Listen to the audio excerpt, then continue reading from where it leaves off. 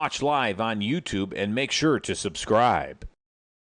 Sports on Tap's high school football coverage is presented by Raymond Felton State Farm.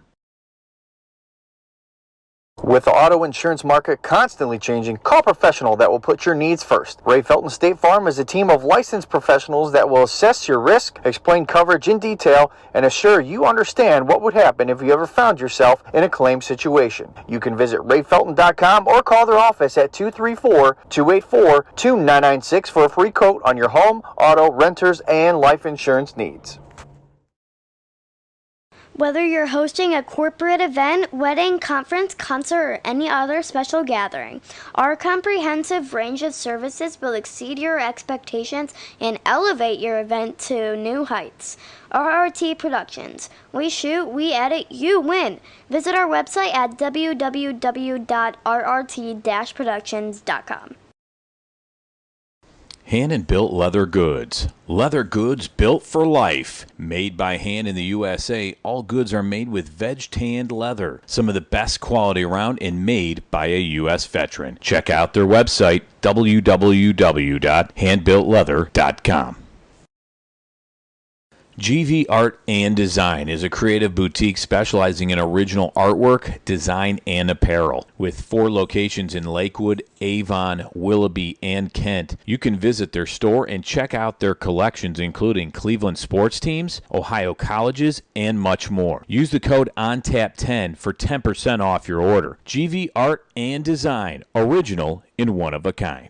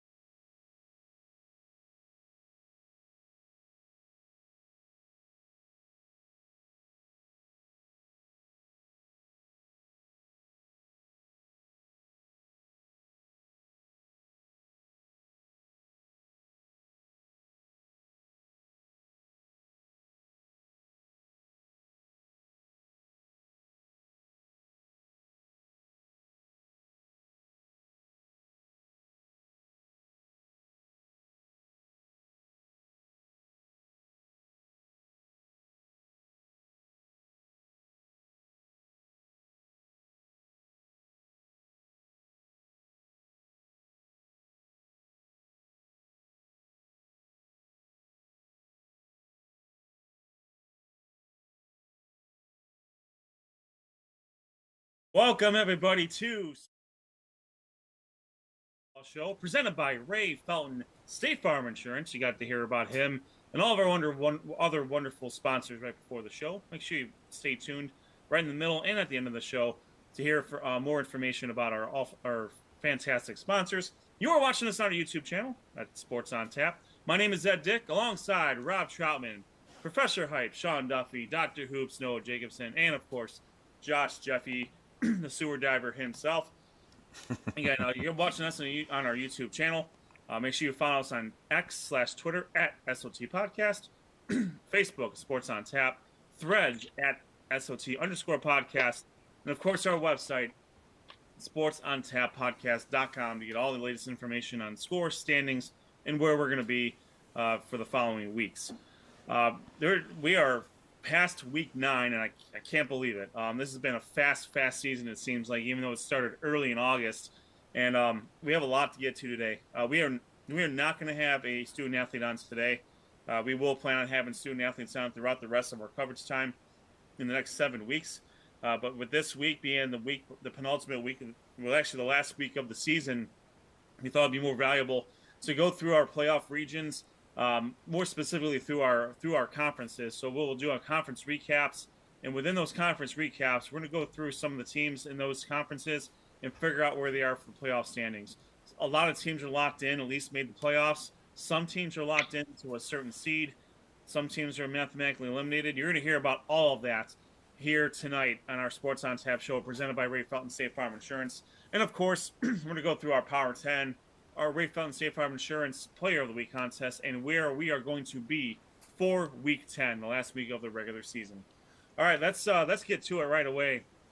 Sean, not Sean, my cohort, my compadre, my colleague Sean's going to be on the PowerPoint. We are going to start with Josh Jeffy with the Suburban League Natty to get us going here. Josh, take it away. Thanks, Ed. Yeah, the Natty Week 9. Once again, 3 conference games, 1 non-conference game. We're going to start with one of the conference games. Nordonia took on the Stowe Monroe Falls Bulldogs. And as we always say, a football game was played, but we're going to go into a little more detail on this one. To start the game, Nordonia started the scoring with a Ben Chester to Sam Collins 27-yard touchdown reception. The extra point was no good. 6-0 early. The Knights had the lead. Then Stowe would then get a safety. So after the first quarter was 6-2, things were looking a little questionable. But then Nordonia realized that they were the Nordonia Knights, scored 28 unanswered points, including 2 touchdowns from Gino Perrine. He's back from injury, and he had a decent game in his first game back. So this one was all Nordonia in this one. Ben Chesser was 14 of 26, 268 yards and 3 touchdowns. The aforementioned Gino Perrine had 69 yards rushing with those 2 touchdowns. Danny Ars had a big game, 6 receptions for 142 yards and a touchdown. Now, Stowe did have a little bit of scoring. Jacob Harrington had 210 yards passing with a touchdown and 1 interception, and Dalen Keeling had 7 receptions, 57 yards, and a touchdown. They did manage 10 points in this one. Nordonia went on to a 41-10 victory. In this game, Nordonia's defense only gave up 40 yards of rushing to the Bulldogs. So Nordonia having a little rough patch lately, but came through with a big victory. They improved to 7-2 on the year. They are 3-2 in the conference. Stowe dropped to 1-8. They are 1-4 in conference play. Now, in terms of our friend JoeIdle.com, in Division II, Region 5, Nordonia is the 5th seed, and Stowe is the 18th seed in Division I, Region 1. Hudson, they traveled to North Royalton on this one. North Royalton gave Hudson a really good game. They actually kicked a field goal at the end of the third quarter, actually go up 9-6 in this one.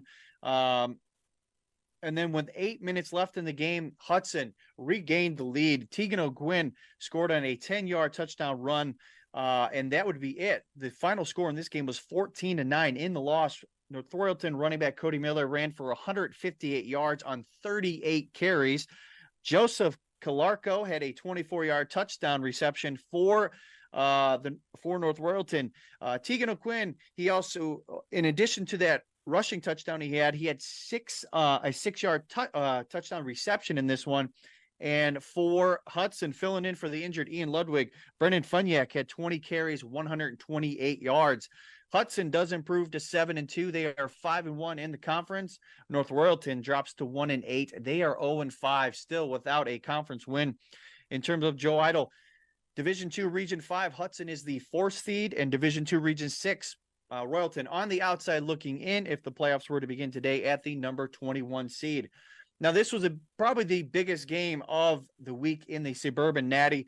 Twinsburg traveled to Brecksville and came away with a huge 21-0 victory. This is Twinsburg's 3rd straight win. They were led by Joey Kopak. He was 15 of 22 for 175 yards and a touchdown.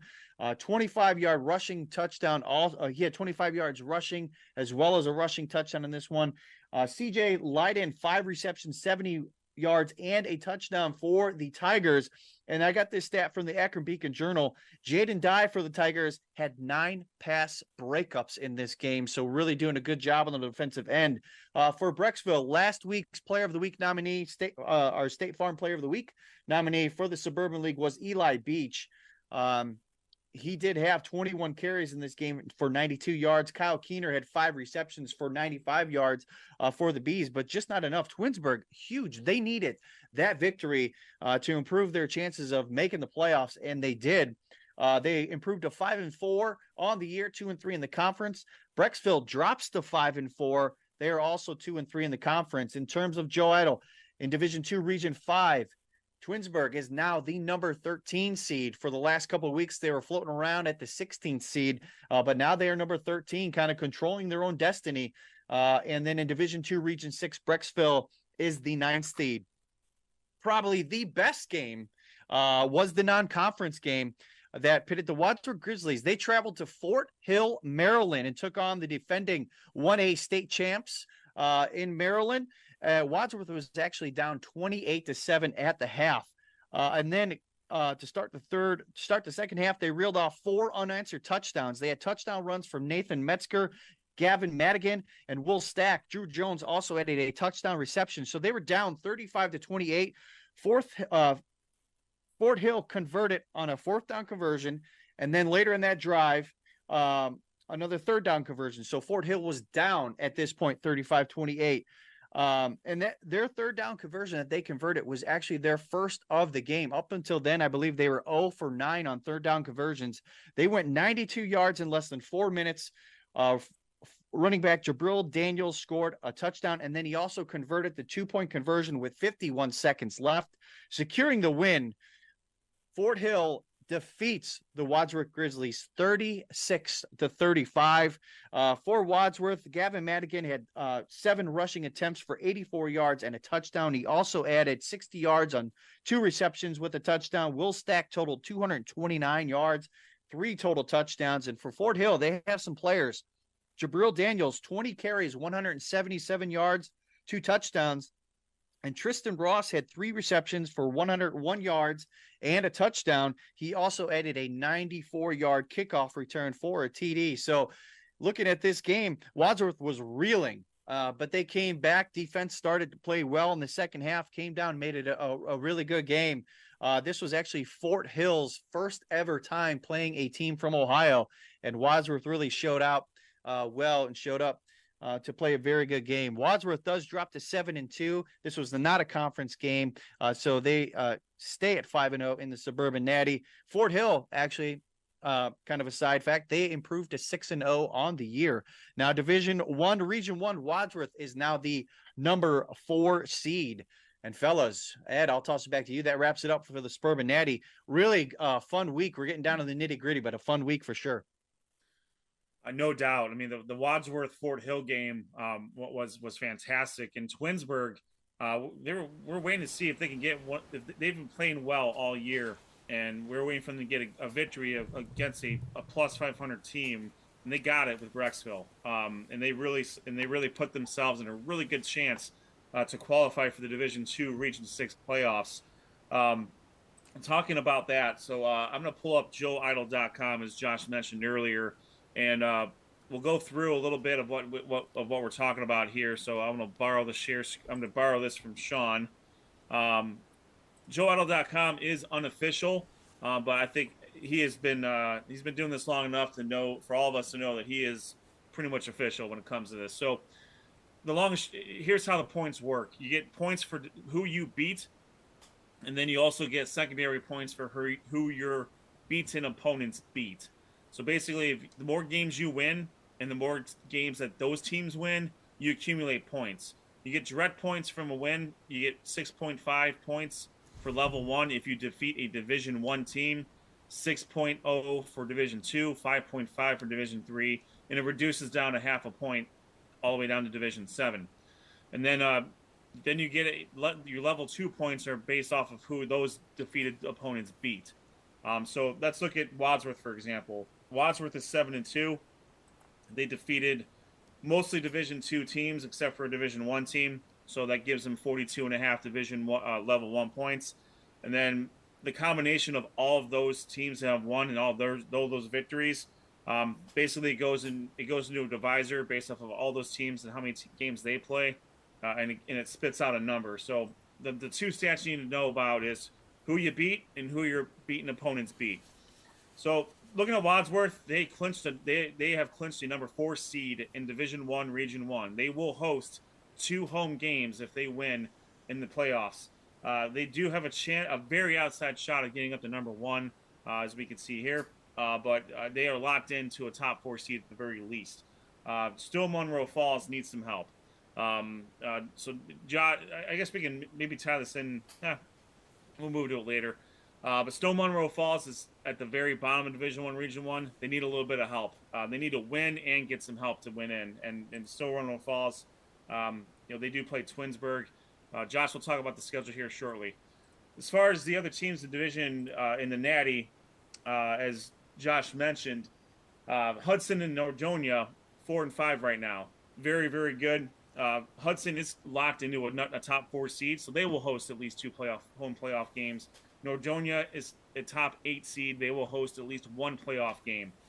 They do have a very outside shot of getting up into a 4 slot and into the 4 slot to get an extra home game, but they'll need a little bit of help there.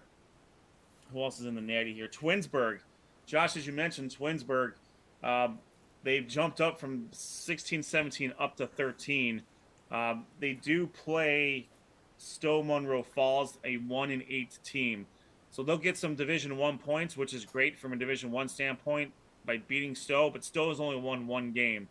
So they may not get as much help as they need from a level 2 perspective. So Twinsburg is going to need some help from teams that they already beat to win some games to jump them up further into the standings. And I think they have some Region 6 teams. Are there any Region 6 teams?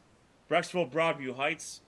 They took a loss last week to Twinsburg, but they do control their own destiny according to JoeIdle.com here. With a win, they'll be somewhere between 4 and 9, so they can jump all the way up to 4 if things break their way. But if they lose, they'll either be the 7th seed or fall completely out. I think that's highly unlikely based off all these teams that below them that have to lose or maybe not get as much help from their beaten opponents. But I like Brecksville's chances here of making the Division 2 Region 6 playoffs. North Royalton, they're not mathematically eliminated, but they need to win and get a lot of help. Teams above them need to lose, and they need some of their beaten opponents to win some games. So it looks like, if I'm looking at this correctly, Wadsworth is in, Nordonia is in, Hudson is in, Brecksville, Broadview Heights is probably in. North Royalton, probably out. Stowe Monroe Falls, I'm not counting them out because they can very well easily win that game and get some help to get in. So I would say they're on the bubble there. And I believe that really much does it. Twinsburg. Yeah, Twinsburg. So I think Twinsburg is probably in, based off of where they're at. I'm going to project that they make the playoffs. And we talked with Coach Salter at the beginning of the season, Josh, and he said that they were a possession or 2 away from making the playoffs last year, and with that win over Brecksville, Broadview Heights, they're looking pretty good here. Yeah, and corrected. We talked about them. Just they kind of held their own when they went through the real tough meat of their schedule. when they played Wadsworth and Hudson or Adonia. And, they played those teams tough. So we figured they were right there. Once they got past that, then they had some winnable games. And they've won 3 games in a row. And, on paper, they should actually win this week too. If they're playing a really good level of ball right now. So it's, I think Twinsburg, like you said, I will also project them as being in. I don't want to steal any of your thunder, but I think they're going to be in as well. So the Natty is going to be represented very well in this year's playoffs. I think if I'm looking at this correctly, I'm thinking they got 5 teams that could make that are probably going to make the playoffs. I think it's 5 teams if I'm not mistaken. So correct. Yep. Very, very good showing out of the Natty. All right, I'm going to stop the screen share for now. Let's take it back over to Sean Duffy to go over the American Conference here for the Suburban League, and then we'll get into what Joe Idle says about the American Conference. Sean, my compadre, my colleague, take it away. Thank you, Ed, and as always, it is a pleasure to bring you the latest action of the Suburban League American Conference. We start out, as always, with the Aurora Greenmen. They traveled to Barberton, and guys, this was a nail-biter down to the end. It needed last-second heroics from defensive back Dylan. I hope I'm pronouncing this. Crassy. And you know what? This was Sports Center top 10 on Friday night Sports Center with this interception to seal the game. Number one. That's right. To seal the game for the Greenmen. But, shout out to Aurora's backup running back, Lucas Manderbach, who normally plays defensive end and has been ideally playing a lot of time on defense. He had to step in and play more offense because their do-it-all running back, Enzo Cantanilla, got hurt after scoring his one and only touchdown in the first quarter. Lucas Manderbach stepped in and finished with 22 carries, 136 yards, and a touchdown. They also relied on rushing touchdowns from Brandon Lipens and a passing touchdown from Brandon Lipens as well. When you look at the opposite side of the ball for the Magics, Dominic Wilson's performance in a losing effort is unbelievable. Listen to these stats. Dominic Wilson went 23 of 37, 301 yards, and 2 pass touchdowns. He also had 3 rushing touchdowns for the Magics that night. He did everything he could to get his team in position to win that game, and unfortunately just came up a little short, and that interception in the end zone iced it. Aurora escapes with a 35-33 victory over Barberton. This sets up a potential matchup for the Suburban League American Conference Championship in Week 10 if another team takes care of business. That other team, Highland. Highland hosted Cuyahoga Falls, and guys, to save you some suspense here, Highland took care of business. Highland secures their spot in the Suburban League American Conference Championship game this Friday after a dominating 58-7 victory over Cuyahoga Falls. Highland's Johnny Salico and Matthew Syriac each had kickoff returns for touchdowns. Highland got rushing touchdowns from the following players: quarterback Peyton Janikis, Casey Miser, Tommy Turk, Tommy Shondell, Dylan Lazar, and Lucas Gurdy. They ran the ball so much against Cuyahoga Falls. Cuyahoga Falls could not stop the rush. Cuyahoga Falls' lone score in this came on a 1-yard run by quarterback Joey Earl early in the game, and then at that point it was all Highland all night. That secures their victory and their spot in the championship game next week. Other teams in play for the Suburban League American Conference, we have Copley versus Revere, and the Minutemen, again, using their do-it-all running back, Zach Oleknowitz, again, Zachy O, who finished with a very good, very fantastic stat line of 28 carries, 221 yards, and 3 touchdowns. Revere quarterback Luke Ferris also had a touchdown pass in the game, but it wasn't enough as Revere wins 39-22. In the loss, Copley, their quarterback Gabe Mansell, former Ray Farmer's Player of the Week nominee, had a rush touchdown and a passing touchdown on this, but as I mentioned, it wasn't enough as Revere gets the 39-22 victory. Our last game was also our closest game, guys, and it featured two teams that are a little bit on the outside looking in when it comes to playoffs, but it was sure a good matchup on Friday night as Talmadge grinds out a 18-17 victory over Kent Roosevelt. Talmadge quarterback Keegan Gilbride had a touchdown pass and a rush TD. He also scored the 2-point conversion, which was the difference in this game, and created the 1-point victory for Talmadge. Kent Roosevelt, unfortunately, falls to 4-5. Both these teams are sitting at 19 and 23, respectively, in Division III, Region 9.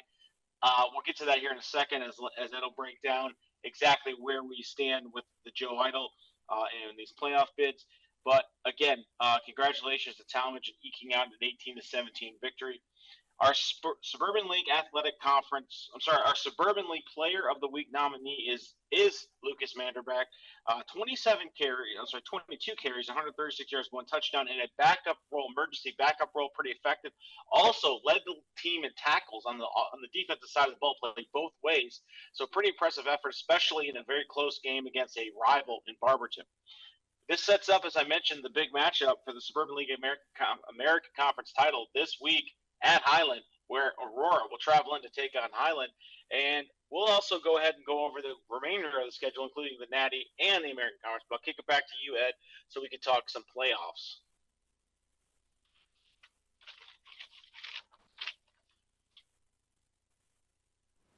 Playoffs?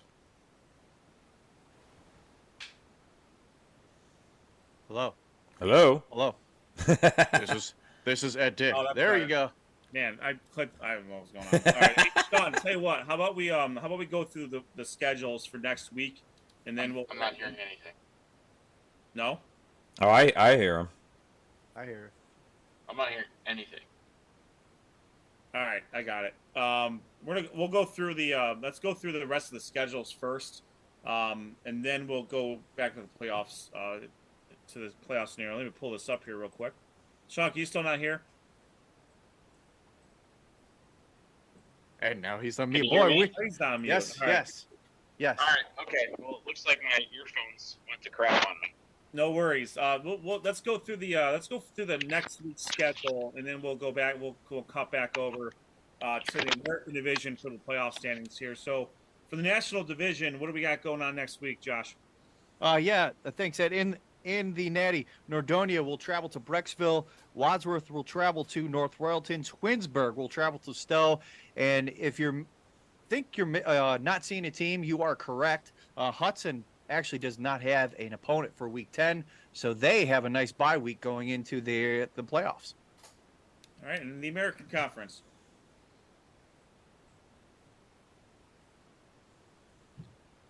All right, looks like we have Aurora. It's going to take on Highland in the aforementioned Suburban League American Conference Championship game. Talmadge will travel to Copley. Barberton will travel to Cuyahoga Falls. And Revere will travel to Kent to take on the Rough Riders of Kent Roosevelt. So kicking it back over to the Joe Idol standings here, we will go with we'll start with Division II, Region 6, where Highland currently resides, and the Highland Hornets have clinched a top 8 seed. They are currently number 3 in Division II, Region 6. So they've certainly put their work in. There we go. We can see it there. So by virtue of a lot of their victories, they've had as everyone can tell, since their opening loss to Hudson, they've run the table. Their best win right now is over Barberton, but they can certainly improve their playoff standings with a victory over a very good Aurora team. Right now, their ceiling is they can clinch a top 4 seed with a win. With a loss, they're still locked into a top 8 seed, so they will host a playoff game regardless of what happens. They could host 2 playoff games if things break their way. Going to Division III, Region 9, Aurora, as Sean mentioned earlier, their only loss is to Riverside, but they have some good wins. Twinsburg right now represents Twinsburg and Barberton are their 2 best wins, but they can jump up significantly with a win over Highland. According to Joe Idol, they're kind of in the same situation as Highland. If they win, they will be guaranteed 2 home playoff games. If they lose, they still may get 2. Depends on what happens with the teams above and below them, and who can win those games there. But they're going to be guaranteed at least 1 home playoff game in Division 3 Region 9. Traveling down a little bit further in Division 3 Region 9, Talmadge is currently hanging out at 4-5. They do take on a Copley team, which doesn't have a whole lot of level 2 points behind them, but they could sneak in if they get a little bit of help. If NDCL loses, if Cheney loses, they'll probably need Marlington. They'll definitely need Marlington to lose because they're playing Alliance. Alliance is a little bit further ahead in the standings there. Bedford needs to lose. So Talmadge, there is a path there. I think they can get a win over Copley, but we'll see if they can get the help that allows them to win. They'll need to get some help from Ellett, who plays Akron East. That's probably not looking too good for them there. But Revere, Falls, and Kent, if they get some victories from those teams, they can get some help in that respect. Back over to Kent Roosevelt. Started out the season pretty well, 3-1. Barberton quickly snapped them back into reality, but they have not had too much success. That loss against Talmadge that damaged their playoff chances significantly. They do play a 4-5 Revere team, so there are some points that are to be had there. But they need to win, and they could get a 15 seed, but they need a lot of help too.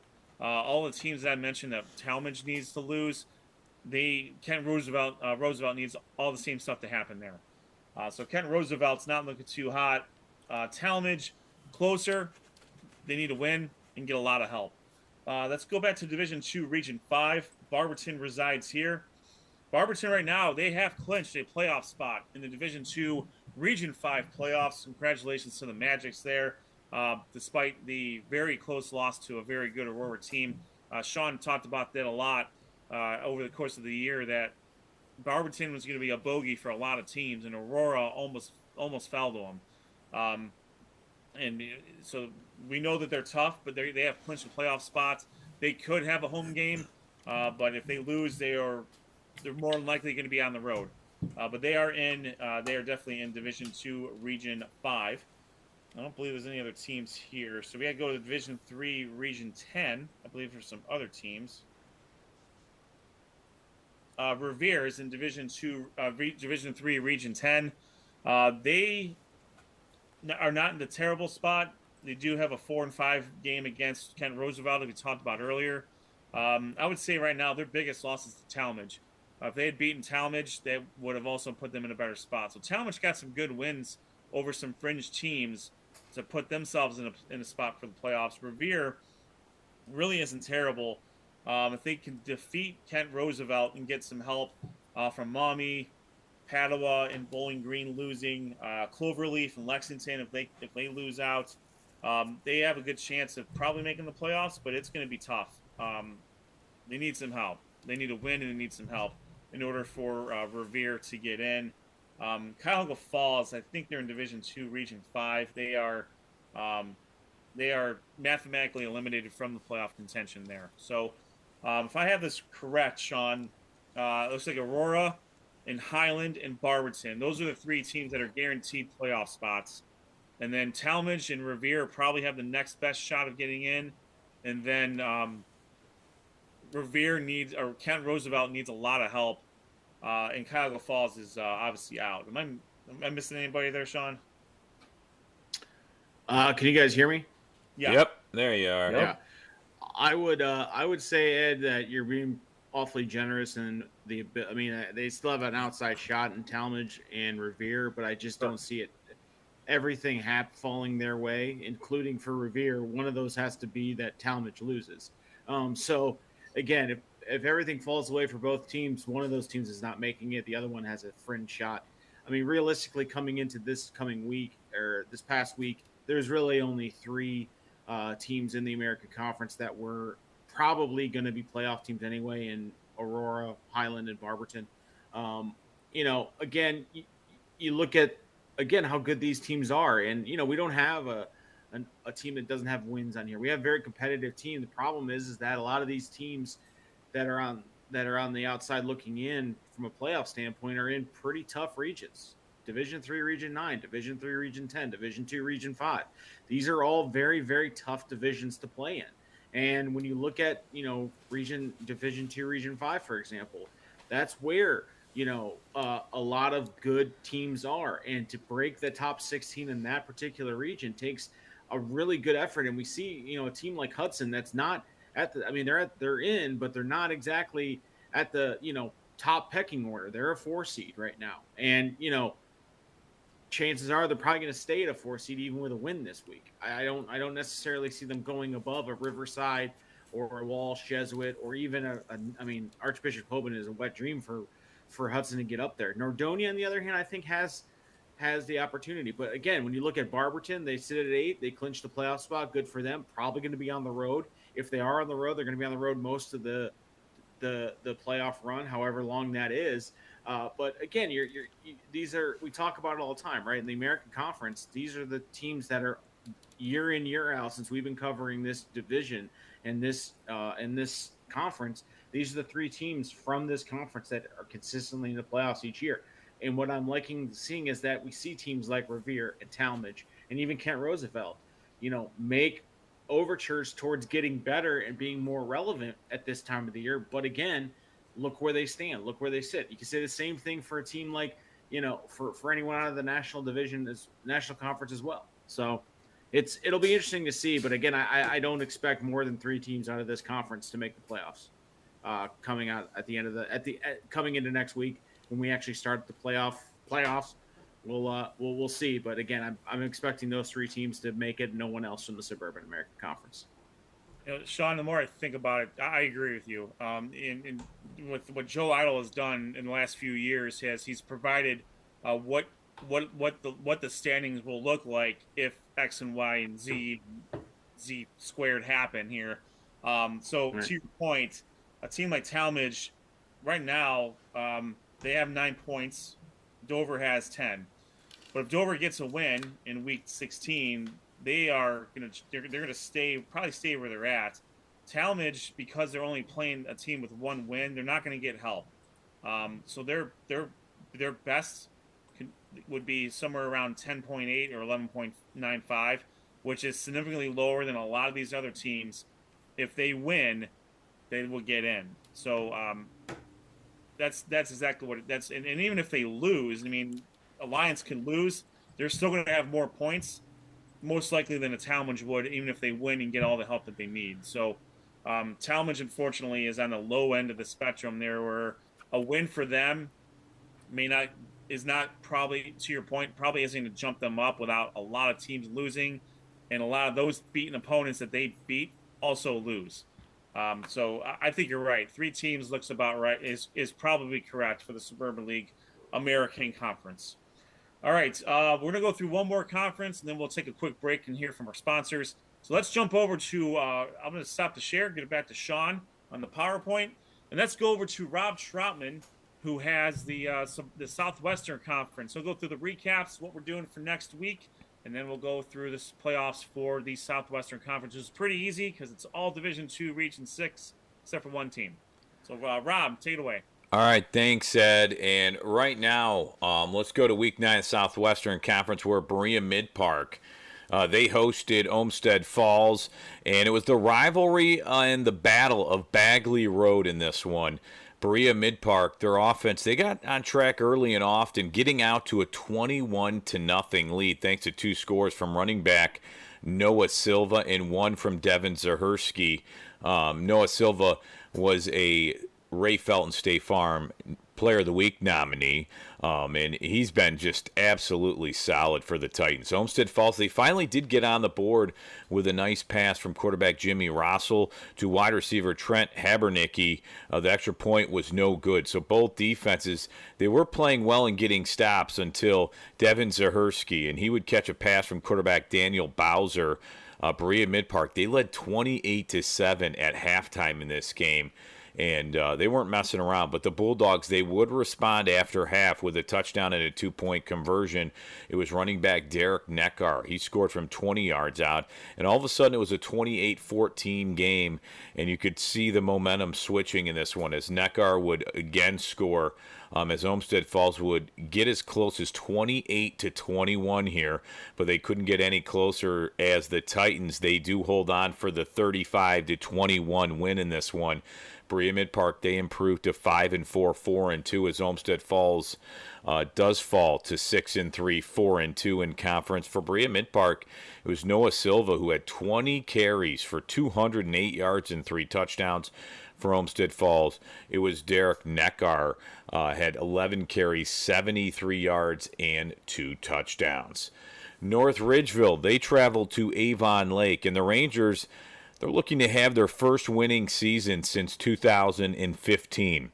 The Shoremen, they're coming off their tough loss against Olmsted Falls, and the Rangers, they would score first with a Tavion Swain 4-yard run. Avon Lake, they would answer, though, with a 21-yard catch by Derek McCrum from quarterback Alex A. Falter. It was close throughout the first half, and North Ridgeville, they led in this one at half, 14-10. The third quarter was a big one, though. The Rangers, who outscored the Shoremen 9-0 in that third quarter, was Austin DeShazo. He hit a 37-yard field goal, and he has just been a great weapon for the Rangers kicking field goals this year. And it was Charlie Steinmetz. He scored on a 44-yard run. In the fourth quarter, the Shoremen, they would get a score from running back Jake Bova, and that was the only score in the fourth quarter. Avon Lake, though, they would fall short in this one.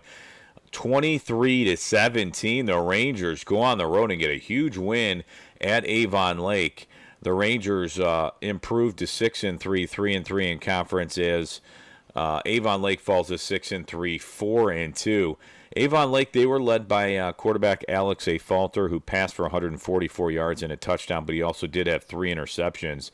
The Shoremen also were led by running backs Anthony Benedict. He ran for 79 yards, and Jake Bova ran for 62 yards and a touchdown.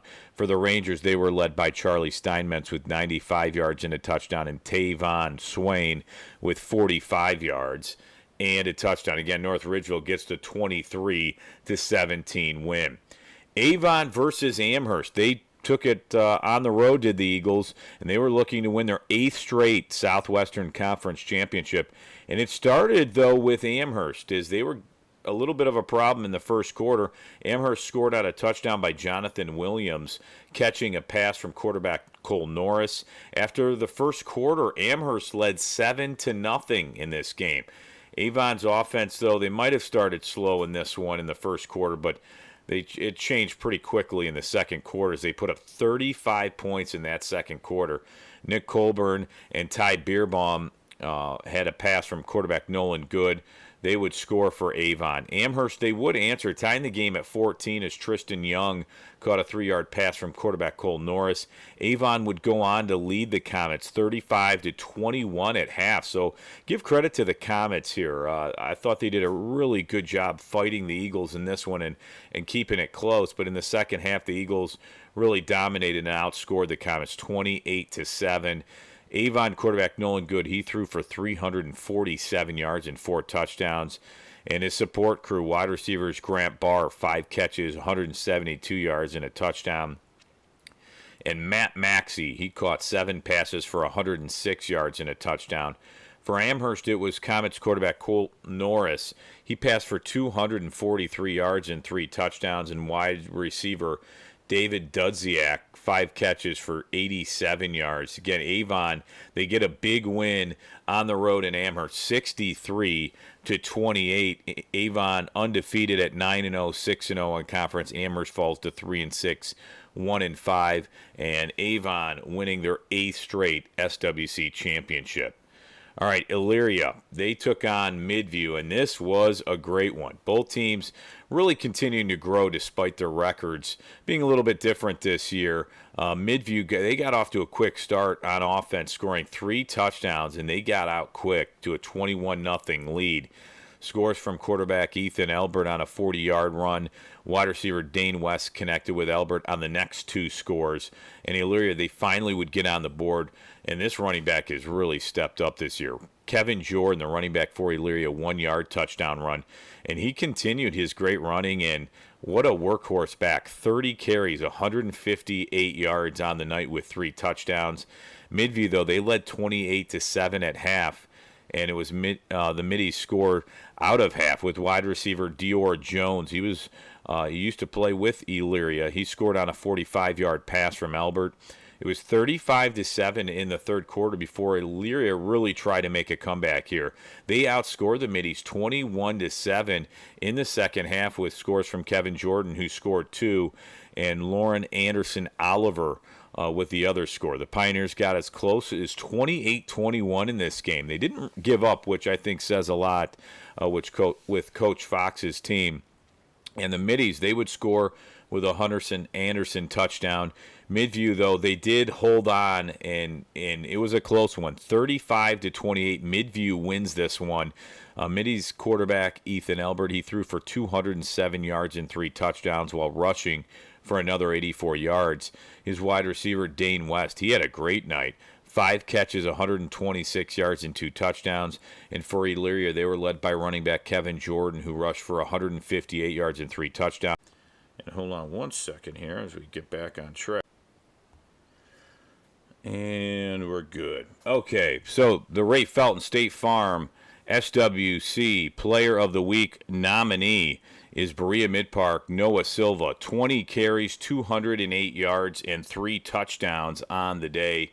What a great running back, and we saw him a lot this year, and he really did a nice job for Berea Mid-Park, and he's really led that team and taken some pressure off the quarterback position. So Berea Mid-Park running back Noah Silva is the Ray Felton State Farm SWC Player of the Week. Now looking towards Week 10 in the Southwestern Conference, some really big games, and we have the rivalry game obviously with Avon Lake and Avon. Amherst and North Ridgeville, I think that's going to be a really good game. Elyria takes on Berea Mid-Park, and Olmsted Falls takes on Midview. But Avon Lake and Avon, always a tough game. You can almost throw the records out the door. You know that's going to be a battle. As Avon Lake, we will travel to Avon there for that matchup. So that's going to be an interesting game there, and some points on the board, Ed, for the playoff rankings. No doubt, Rob. Great job, as always, on the Southwestern Conference. Let's shift over to back to JoeIdle.com. I misspoke before. There are 2 SWC teams in Division I, Region 1. One of them is they play each other this week. Berea Mid-Park will take on Elyria. Berea Mid-Park has clinched a playoff spot in Division I, Region 1. They are the number 7 seed currently. If they are to get a victory, they could float up to as high as 6. Drop down to as low as 9. With a loss, they could stay. They could still go up to 6, go down to about as low as 10. So for Berea Mid-Park, especially in Division I, Region 1, we know most of the teams here because they're very local. Right now they would be playing Lorraine if the season were to end today. They would host Lorraine, but Lorraine's had a very good year in their own right. So for Berea Mid-Park, if they can get up to that 6 range, and take on a Massillon Jackson, maybe a Lorraine, a Cleveland John Marshall. I think John Marshall plays Glenville, so they're going to lose that game. Yeah, a game will be played. Marshall and Glenville. This game could serve 2 purposes. It'll solidify Berea Mid-Park's spot in the playoffs. It could also completely eliminate Elyria. Elyria right now is really hanging on by a thread. They are 1-8. They are the number 16 seed in Division I, Region 1. With a win, they can clinch a playoff spot. They do control their own destiny. They can jump up to as high as 12. But if they lose, they can drop to 15, if not lower. They may find themselves out of the playoffs altogether, depending on what teams below them do. So we already talked about Stone Monroe Falls. They do take on Twinsburg. Stone Monroe Falls has just had a tough year this year. Not sure. I think Twinsburg has the edge there on paper, but you have to play the game. Normandy is going to play Buckeye, and Buckeye has we'll get to them here shortly, but Buckeye has a lot to prove here. So I think Normandy has played very tough the last few weeks, so by no means will that be a gimme. But Normandy, Normandy's there as well. So for Division One, Region One, I think Berea Mid Park is in. Elyria needs to win to clinch their spot. If they lose, they'll need some help from Normandy and Stowe's opponents in order to continue their season. Division Two, Region 6 is where a lot of your teams reside there, Rob. Avon has already clinched the number 1 seed in Division 2, Region 6. They are undefeated. 2 of their victories are over McKinley and Glenville, but they've beaten everybody on their schedule. They are the number 1 seed by a wide margin. It's not even close. Avon Lake, North Ridgeville, and Olmsted Falls are all grouped together because they've all beaten each other. That's just like that. The 3 teams there have just, we call it a meat grinder for a reason. And I can't remember a season where so many of those teams beat each other. Midview scored an upset. North Ridgeville has a couple. Berea Mid Park took out a couple teams. It's insane. Now Avon Lake, North Ridgeville, and Olmsted Falls, they have all clinched the playoff spot as well. So right now there are 5 teams that are guaranteed postseason play for the Southwestern Conference. They are all jockeying for position right now. So for Avon Lake, for example, with the win, they could jump up to 2 to 4. So with the win over Avon, they will host 2 playoff games. North Ridgeville, if they are victorious over Amherst, they could jump up to as high as 2. But also, they'll definitely guarantee themselves a playoff game at home. Olmsted Falls, with a win, will guarantee them at least 1 playoff game at home, possibly 2. Further down, Midview at 4 and 5, they're looking pretty good for a spot in the playoffs. They do control their own destiny with a game against Olmsted Falls. Now we see Midview, they upset North Ridgeville, they beat Elyria. They gave Amherst all they can handle. They're a good team, and there's nothing to shake at there. So if they win, they are guaranteed a playoff spot. They'll be somewhere between 5 and 12, according to JoeIdle.com. With a loss, the highest they can climb to is 9, but they could drop out altogether as well. Quite honestly, I don't see that happening. I think there's a lot of teams that are beneath them that need to win and also get help. I don't think that's going to happen. I think Midview, regardless of what happens here, will clinch a playoff spot to give them a 6th team in the playoffs. And then Amherst is hanging out at the bottom here. They don't have a designation, so they need help to get in no matter what happens. Sorry, I'm looking at roads. Amherst, again, plays North Ridgeville. Amherst, as you can tell, they're on a little bit of a losing streak here. However, they had a very good game against Elyria, despite the fact they lost to a 1-win team. They play Avon tough. They gave Avon Lake all they can handle. And they have a couple of victories here that are proven to be beneficial. North Olmsted's starting to catch a little bit of a stride here, despite the fact of their record. So a North Olmsted win in their next game will certainly help Amherst out there. But Amherst needs to get a win over North Ridgeville. And that, I think, there's a lot of good games to end the season here for the Southwestern Conference, Rob. But Amherst and North Ridgeville, that carries a lot of playoff implications, along with Elyria and Berea Mid Park.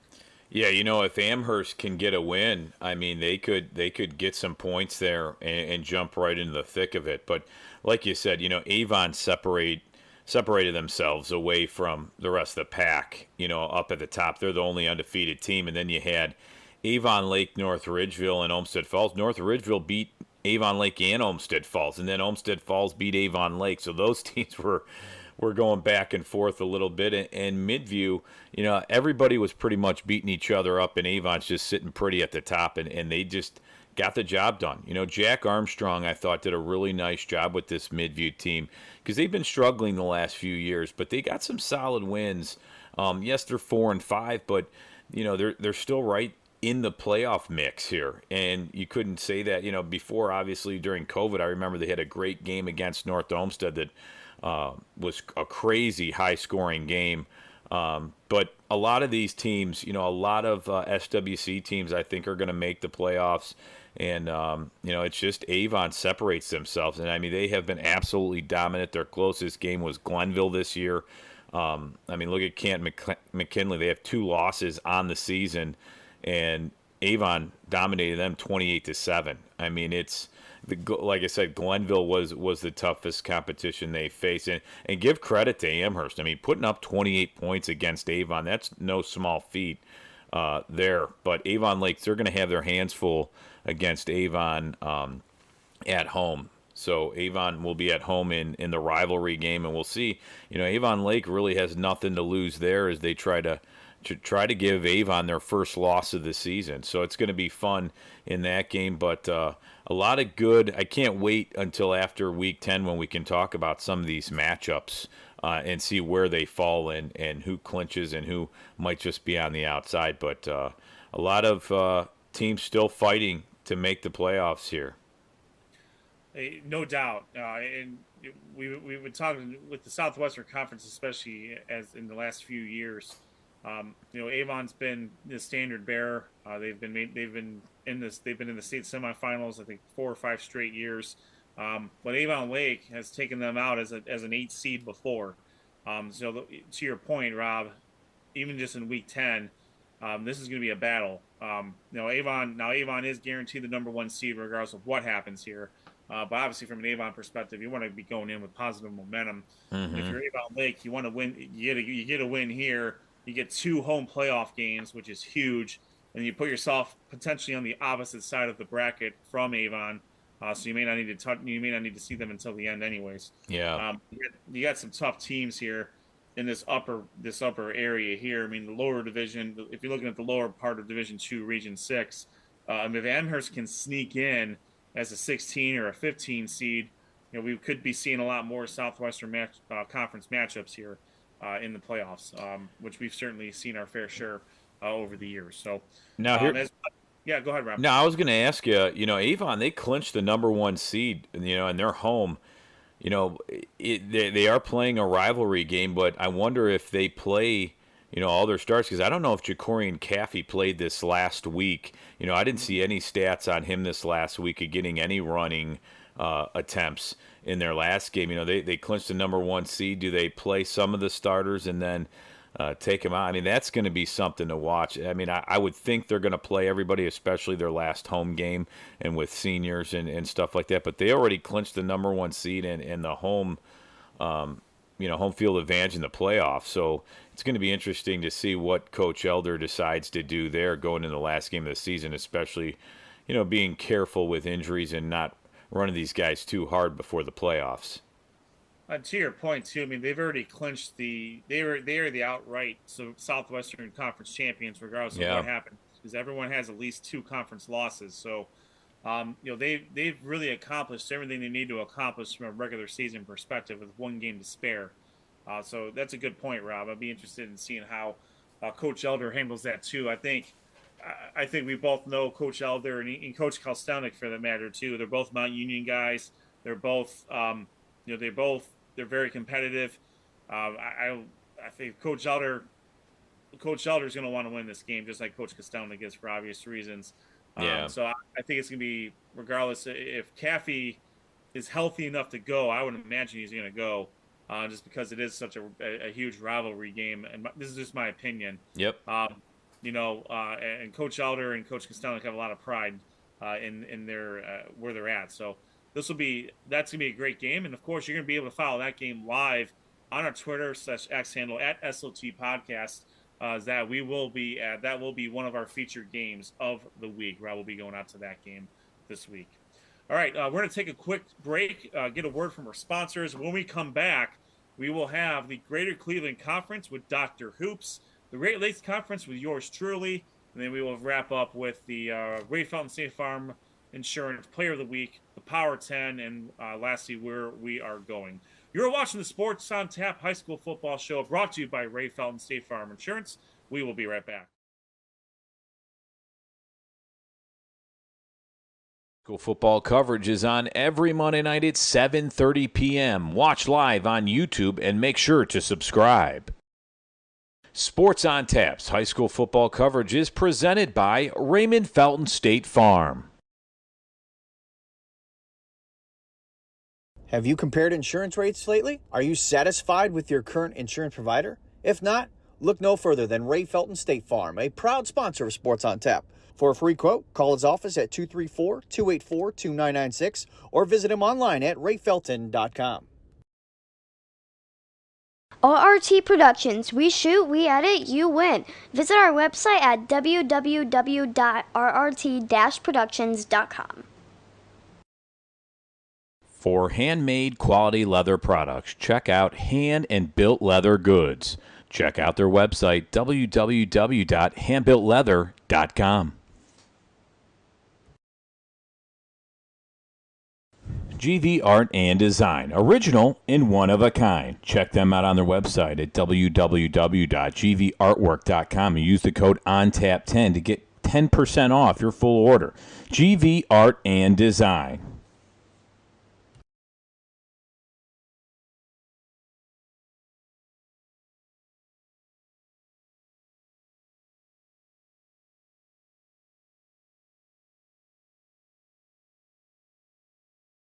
Welcome back to the Sports on Tap High School Football Show, brought to you by Ray Felton State Farm Insurance. You have to hear from all of our tremendous sponsors, Ray Felton State Farm Insurance, RRT Productions, GV Art and Design, and Hand-Built Leather Made Goods. Make sure you check out all of their websites, get all the information, and get your hands on some of their tremendous products and or services. All right, we're moving right along here. We've already covered the playoff scenarios, what it looks like for the Suburban League and the Southwestern Conference. We're going to shift over to Noah Jacobson, who had one of our featured games of the week, and he's going to go through the Greater Cleveland Conference, the recaps, where they're going next week, and we'll go through this Division I, Region 1 specifically, and Division 2, Region 5. Noah, take it away. All right. Well, thank you, Ed. And we're already on week 9 here in the Greater Cleveland Conference. We'll start off with the Mentor Cardinals. They were taking on the Strongsville Mustangs. The guys, as always, the game was played in this one. Mentor quarterback Sky Fox was 15-21 for 244 yards, 2 touchdowns, and an interception. Wide receiver Justin Hutch had 4 catches for 103 yards and a touchdown. Mentor wide receiver Austin Van Huss had 4 catches for 67 yards and a touchdown. Mentor running back Jackson Farley had 5 carries for 51 yards and touchdowns. Give credit to the Mentor Cardinals defense. They have shut out 3 of the last 4 opponents. They have been dominated. It feels like they're probably the hottest team coming into Division I, Region 1 with the way they've been playing. It feels like the last 5 weeks. For Strongsville, quarterback Harsh Bartel is 7-21 for 68 yards. He did have 2 interceptions in that game. Running back Xavier Belvin for 14 carries for 73 yards. But guys, in the end, as we always say, a game was played in this one as Mentor would go on to win 42-0 over Strongsville. Mentor improves to 6-3 overall, 5-1 in the conference. They are currently the 5th seed in Division I, Region 1. For Strongsville, they are 3-6 overall, 2-4 in conference play, and they are currently the 12th seed in Division I, Region 1. Moving on to our next game, the Cleveland Heights Tigers were playing the Euclid Panthers. The Tigers led 7-6 at halftime. Give Euclid a lot of credit for fighting in this game at halftime. But in the end, Cleveland Heights will go on to win 28-12. Guys, I always say his name so many times, and I continue to say it. Marquise Do-It-All Davis had 13 carries for 100 yards and touchdowns. Not the kind of typical stats we would see in this game. But they took him out in this one as their backup running back, John Gordon Jr., had 10 carries for 100 yards and 2 touchdowns in this one. So give the Tigers offensive line for getting those guys ready to go as the Cleveland Heights will go on to win to beat Euclid 28-12. Cleveland Heights improves to 8-1 overall, 6-0 in conference player. They are currently the number 2 seed in Division I, Region 1 for Euclid. They are 1-8 overall, 0-5 in conference play. They are currently the 14th seed in Division I, Region 1. And then our next game, the Brunswick Blue Devils. They were taking on the Solon Comets. And guys, as we always say, a game was played in this one. As Brunswick will go on to win 34-0 over the Comets. My GCC Ray Felton State Farm Player of the Week nominee, Brunswick quarterback Ethan Roxanich. He was 12 of 17 for 208 yards and 4 touchdowns in this game. Cooper Neal had 5 catches for 67 yards and a touchdown. He also had 10 carries for 51 yards. Running back Eli Nichols had 7 carries for 63 yards. Wide receiver John Crawford IV had 3 catches for 53 yards. Solon quarterback Luke Cormuth was 20 of 29 for 110 yards and 2 interceptions. Wide receiver Josh Grafton had 2 catches for 43 yards. Wide receiver Brian McQuaid had 6 catches for 34 yards, but in the end, game was played. Brunswick would go on to win 34-0 to get their second victory of the year. They would go to 2-7 overall, 2-4 in conference play. They are currently the number 15 seed in Division I, Region 1. For Solon, they dropped to 1-7 overall, 0-5 in conference play. They are currently the 20th seed in Division II, Region 5. And last but not least, the featured game of the week in the Greater Cleveland Conference, the Shaker Heights Red Raiders. They were taking on the Medina Bees, and guys, this was a high-scoring affair in the first half. It was kind of a back-and-forth battle between both of these teams. Shaker Heights was leading 26-14 with 5 minutes to go in the second quarter. But in the end, Medina's aerial attack on offense, they just do what they've done all year by taking 2 touchdowns late to take a 28-26 lead. But in the end, Medina's just done what they've always done. They would go on to win 70-38 over the Red Raiders. Medina quarterback Danny Stoddard was 20 of 35 for 466 yards and 4 touchdowns. And he also had an interception in this game, but not from his passing, but his rushing ability. He had 50 carries for 96 yards and 4 touchdowns in this game. Wow, unbelievable. Wide receiver Austin Knowles had 10 catches for 225 yards and 2 touchdowns. What stat line I remember? Cooper Josephik, the Medina running back. Medina was at the 3-yard line back in their own end zone. Danny Stoddard threw a 97-yard pass for a touchdown to Cooper Josephik. The place was going nuts for that play. Wide receiver Jack Wiljack had 7 catches for 79 yards and a touchdown for Medina. I do want to mention this from the Medina Gazette, Abergrindle. He always does a great job for the Medina Gazette. They racked up 660 yards on total offense. That is the second most in school history behind a county standard, 775 against Wellington, dating back to 1942. So give credit to the Medina offense. They have just been unbelievable that night. For Shaker Heights, quarterback Abdul Ahmad, he was 18 of 32 for 325 yards and 3 touchdowns. He also had 13 carries for 95 yards and 2 touchdowns. 3 of his passing touchdowns were caught by Trey McNutt III, who had 6 catches for 148 yards. Wide receiver Darian Mitchell, again, if I say it wrong, excuse me, he had 3 catches for 70 yards, but in the end, Medina would go on to win 70-38. Medina improves to 6-3 overall, 4-2 in conference play. They are currently the 6th seed in Division I, Region 1. For Shaker Heights, they dropped to 7-2 overall, 4-2 in conference play. They are currently the 7th seed in Division II, Region 5. And then moving forward to our Week 10 GCC schedule already. Strongsville will be taking on Brunswick. Cleveland Heights will be taking on Shaker Heights. Euclid will be taking on Minor, and Medina will be taking on Solon. That is the Week 9 recap and Week 10 schedule already here in the Greater Cleveland Conference. Ed, we'll throw it back to you. Very good. Thanks, Noah. You weren't kidding about it being such a high-scoring game in Medina and Shaker Heights. Shaker Heights is, we'll talk about them here shortly here, but Shaker Heights going against now the big boys of the Greater Cleveland Conference. They've lost to Menor.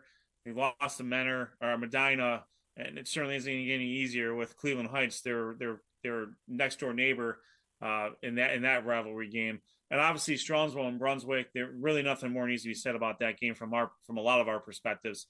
That game is it's a drag out affair. Brunswick won 7-0 last year. And there's going to be a lot at stake in that game. So let's go to division. Let's go back to joeidle.com. There are 2 teams in Division 2, Region 5 that are in the Greater Cleveland Conference. So we'll start there, and then we'll shift over to Division 1, Region 1, where the rest of our teams, where the rest of their teams reside. So for Division 2, Region 5, Shaker Heights has clinched the playoff spot. Their 7-2 record has gotten them up to the 7th spot. With a win over Cleveland Heights, they will jump up to a 5 or 6 seed. With a loss, they can either hang at 5 or 6, or they can hang at 5 or 6, or drop down to as low as 12. There's a pretty good gap between 7 and 5 right now, but beneath them, there's a good gap between there too. So Barberton, John Hay, Warren Harding, Austintown Fitch, those are all teams that need to get some victories in order to overtake Shaker Heights. Shaker Heights is probably going to get a little bit of help from some of their defeated opponents. Unfortunately for Shaker Heights, despite the fact that they are 7-2, their best win is over a 5-4 Maple Heights team. And they're going to take on Lorraine this week. So if Maple Heights can get a victory over Lorraine, that's going to significantly help Shaker Heights out. But Shaker Heights has multiple teams in their schedule that only have 1 victory. Brunswick only has 2 victories. Though they're going to get at least 1 win from Brunswick and Stromsville because they're playing each other, so they're going to get some points there. But if they need to get some help from Willoughby, I think is that Willoughby South? Yeah, they need some help from Willoughby South and Brush and some of the other and Maple Heights. Those are the teams they need to help them out in order to get them to a higher ranking. But what a great season by Shaker Heights, 7-2. Certainly nothing to shake at. They played the teams in their schedule, and unfortunately, the teams in their schedule just haven't helped them out very much. But credit to Shaker Heights, great job, good season there. They are officially a playoff team in Division 2, Region 5. For Solon, just not their year. They're 1-7. They did lose some points. They lost the opportunity for some points due to canceling a game against Euclid. There's obviously a lot that went into that. A lot that played out in the media. We're not going to speculate on that here because that's not what we do. But Solon, they play Medina. They are not guaranteed anything with a victory over Medina. They would need a ton of help. I would say, for all intents and purposes, Solon's probably eliminated from playoff contention. Shifting over to Division 1, Region 1. Lots of activity here. Cleveland Heights has clinched a top 4 seed with their victory last week over Euclid, and they have an opportunity for a lot more points coming up with a win over Shaker Heights. Shaker Heights carries a lot of points with them. So, with a win over Cleveland Heights, with a win over Shaker Heights, and a potential loss by St. Ed's, St. Ed's is playing Hoban. That's going to be a knockdown, drag-out affair in its own right. But Cleveland Heights does have a good chance of a potential to sneak up into the number 1 overall seed in Division 1, Region 1. But they are guaranteed at least 2 home games with a top 4 seed. Mentor and Medina, they've been right beneath each other the entire season, it seems. And Mentor, by virtue of their victory over Medina, has held the higher spot, and this week is no different. And now neither team is going to get too much help. They're both playing teams that have 1 win. So provided both teams win their games, they're probably going to be exactly where they're at. And Mentor's going to be slightly above Medina. With a win, Mentor would be guaranteed to finish higher than Medina, regardless of what happens with beaten opponents. But Mentor could jump. They're locked into the 5 seed. Medina could go to a 5. Potentially drop to a 9 with a loss, which I don't think is going to happen. They're going to be between 6 and 10. So I would anticipate Medina probably clinching a playoff. They're in the playoffs. I think they're going to get at least 1 home game. Mentor is guaranteed 1 home game at their facility. Glen Oak just beat McKinley, so that I don't think anyone saw that one coming. But they vaulted thanks to that victory. And then Massillon Jackson and Lorraine are trailing Medina there as well. Shifting down a little bit further, St. Ignatius, Euclid, and Stromsville, Euclid, and Brunswick are 12, 14, and 15 respectively. Stromsville and Euclid are the only 2 teams that control their own destiny out of those 3 teams right there. Strongsville taking on Brunswick. They can clinch a playoff spot outright with no help with a victory over the Blue Devils. Euclid, in the unlikely scenario that they defeat Mentor, they will certainly clinch a playoff spot and jump up to as high as 11 or 13. Brunswick needs to win and get a little bit of help. I think they're going to get that help, quite honestly, with the teams beneath them. Normandy, I'll get to Normandy here in a little bit, but still Monroe Falls, again, plays a very good Twinsburg team that is, they want to finish their season out on a high note and clinch their playoff spot and get up into the Division II, Region 5 playoffs. Normandy is going to be a tough out for Buckeye. There's zero question about that, but Normandy can jump up there as well. Elyria, again, I believe they take on Berea Mid-Park. Berea Mid-Park has caught their stride.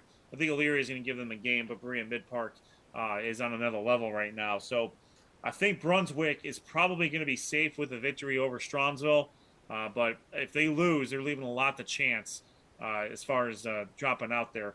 Euclid is benefiting a lot from a victory over Erie, Pennsylvania, and they've won 4 games, which has significantly helped their standings out. That's why they have more playoff points than Brunswick, because they beat a better opponent than who Brunswick has beaten. St. Ignatius, they're 1-8. They play a very tough schedule. If they played the schedule that 3/4 of these teams would play, they would probably be 6-3 conservatively, maybe 7-2. But they're going to make the playoffs by virtue of their victory over Mentor. Mentor is going to be the gift that keeps on giving for St. Ignatius. So their next game is against a prep school from Canada, and it does not count in the standings. So they cannot gain any more points from directly playing somebody. But if Mentor wins, they will get more points there. So lots to play for here. So keeping tally here. Shaker Heights is in. Cleveland Heights is in. Mentor is in. Medina is in.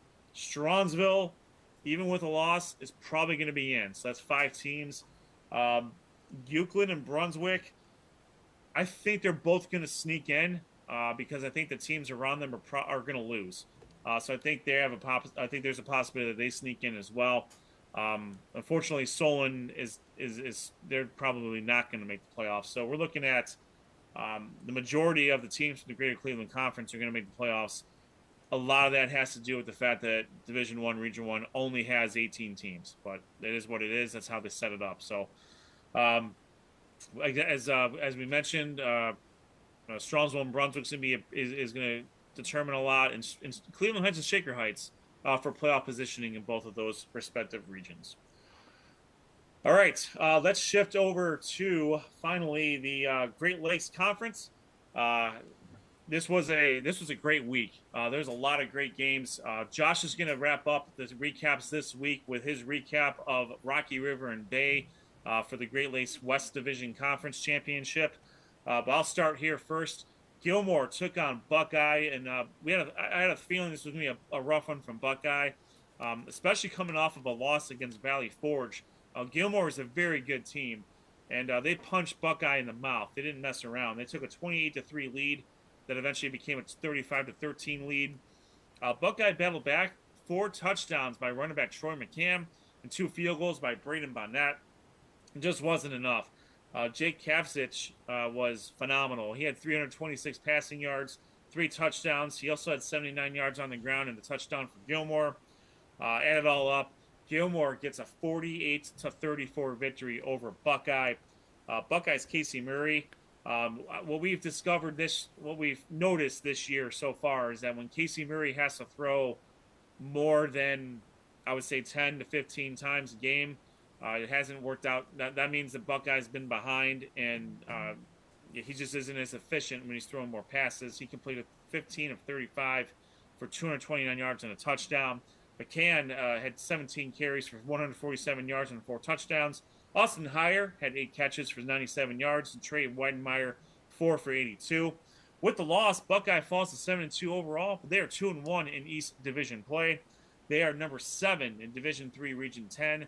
They have clinched a playoff berth. Gilmore is 7-2. They are number 5 in Division III Region 9. They have clinched a playoff spot in Division III Region 9. Holy Name took on Lakewood, and for Holy Name, they dominated this game. Xavier Rodriguez had 11 carries for 92 yards and 2 touchdowns on the ground. William Dix had 14 carries for 113 yards and 2 touchdowns. And Juwan Bryant and Nick Nemeth also, they both had 60-yard receptions for Holy Name. For Lakewood, it was Avery Holt.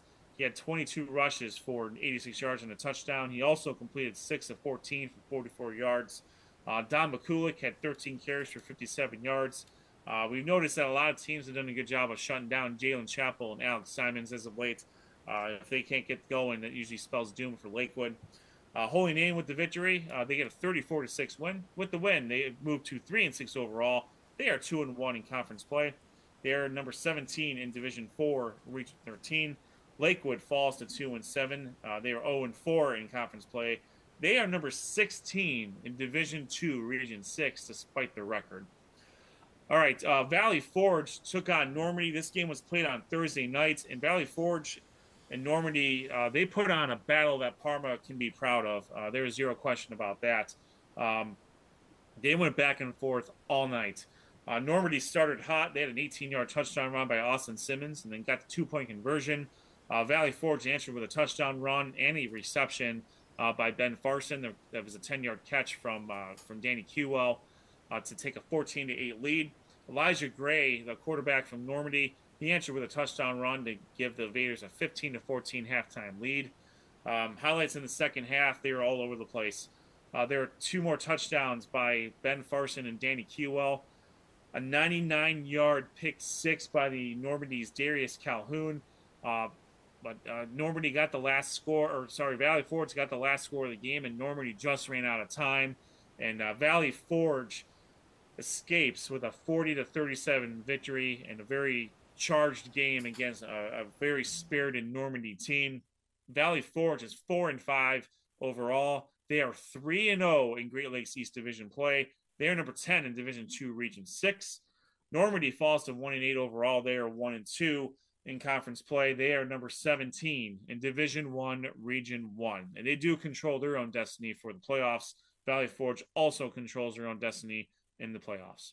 Moving to the West Division. The first score, Josh will take care of that one here shortly. Let's go to Elyria Catholic in Fairview. For Elyria Catholic, Anthony D. Martinez had 12 rushes for 81 yards and a touchdown. Elyria Catholic also got a fumble recovery for a touchdown by Trent Merrill, and then Brady Engel had a 19-yard touchdown run. Elyria Catholic's defense was all over Fairview. They sacked Fairview 6.5 times. Timmy Phillips had 3 sacks himself. Elyria Catholic gets a 21-6 victory over the Fairview Warriors. Elyria Catholic improves to 3-6 overall. They are 1-3 in conference play, and they are number 17 in Division 4, Region 14. They do control their own destiny for the playoffs. Fairview falls to 1-8 overall. They are 0-4 in conference play. They are number 23 in Division 5, Region 17. Westlake and North Olmsted. This game was nuts. Westlake was in a similar situation against Bay. Westlake took a big lead on Bay, and Bay stormed back in the second half. The opposite happened here. North Olmsted jumped on Westlake early. Westlake came back, had a major comeback in the second half. North Olmsted had a 21-7 lead at one point, and they led 21-14 at the half.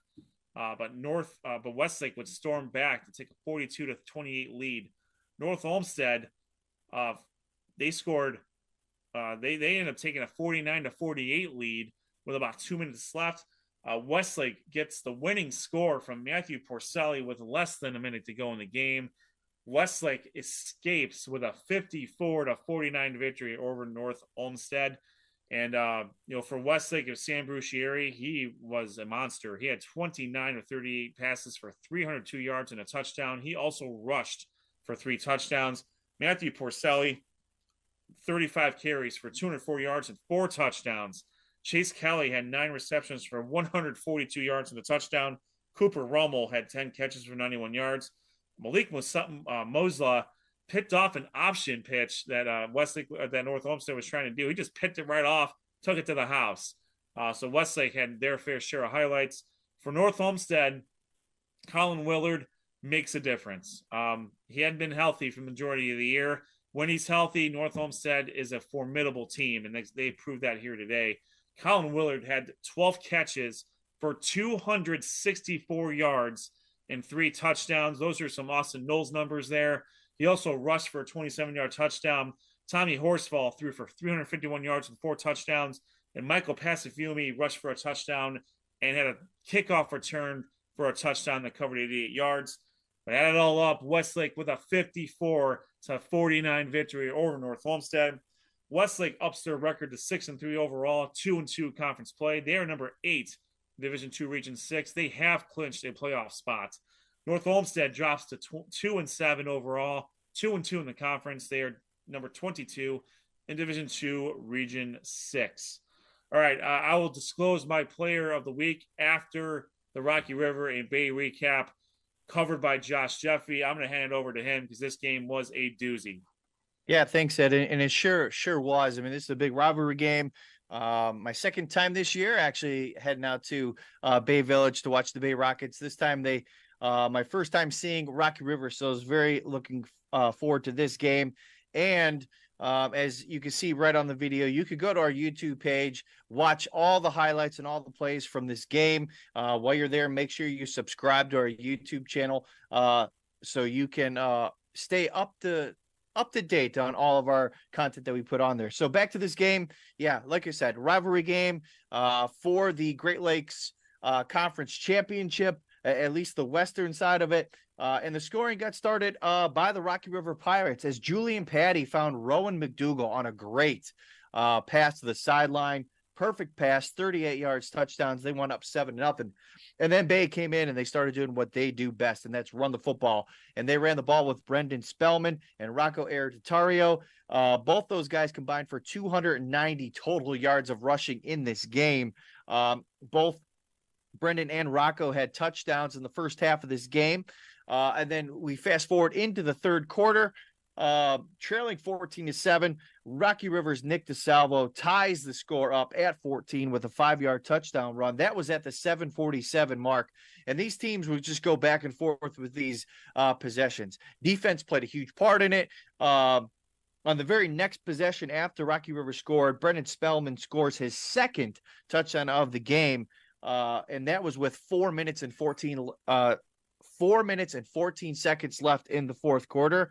And the score would stay that way up until Ryan Ricchetti bust out a 74-yard beautiful touchdown run that actually tied the game at 21. Then on the final drive of regulation, Bay had the ball. They were driving. They actually passed the ball. Michael Farrell found Jay Snap for a 21-yard gain. That helped get the Rockets down to the 19-yard line to set up what would be a potential game-winning field goal. The kick would be no good. It would sail. I believe it sailed wide left, and this game would head into overtime. From there, Julian Patty would get the Rocky River Pirates down. He would then scramble 8 yards for the touchdown. The Pirates would go up 28-21 on the next possession. Now we have to remind those who don't know what the overtime is for high school football. Both teams get a possession, and I believe they start. Ed, correct me if I'm wrong. They start at the 25 or the 20-yard line. They start at the 20-yard line, and like I said, the Rocky River scored on their first possession. Bay tried like heck to score and tie this game.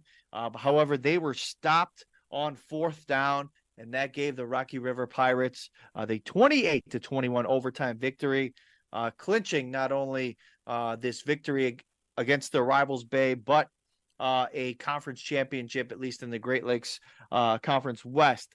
Now, it was funny after the game, talking to Coach Wells, and you could see my little post-game interview with him and Julian Patty on our X page, but he was very impressed with Julian Patty at that run because he says he's not a runner.